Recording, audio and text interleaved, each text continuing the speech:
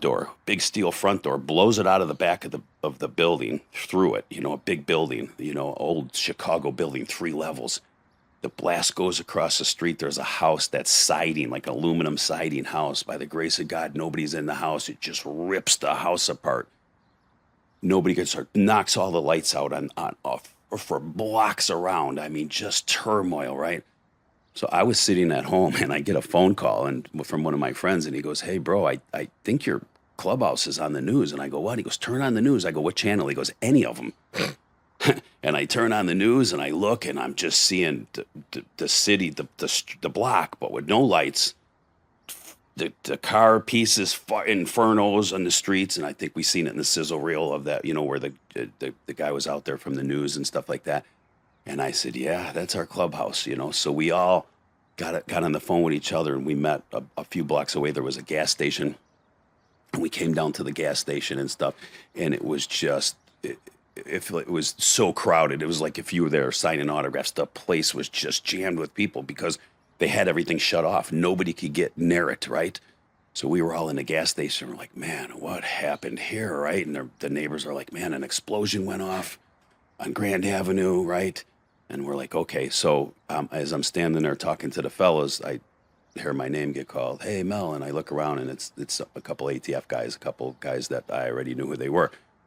And they said, "Hey, man, come here. We want to talk to you." I said, "Okay." They go, "What's going on here?" I go, "I have no idea, man. I just seen it on the news, They said, "Well, who you thinking?" I go, I don't have no idea. Your guess is as good as mine, right?" You knew exactly who it was. I kind of figured it was them. You wanted to handle it yourself. We didn't have anybody that could do that at that capacity that we knew besides them guys.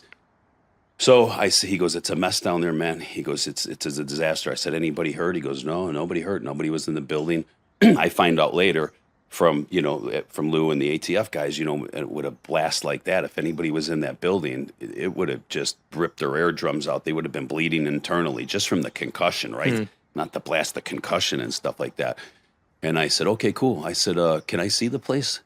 And he says, "Yeah, if you talk to me." I said, "Yeah, let's go. Let's walk and talk, We think it was the Outlaws." I go, "Well, guys, I don't know. I was at home. I wasn't here when somebody, did this, right?" And I seen the building. I seen the street. And I was like, looked like Beirut when I used to watch the old movies. Because at this point, you're only interested at one kind of justice at this. Like, exactly what you like. Yes. Yeah. Yeah. What's that feeling? Yeah, that feeling was like, so when I got back after seeing the building, and the Fed said, "Okay, we're seizing this now. This is ours. We're having people flying from Washington. This is a big deal.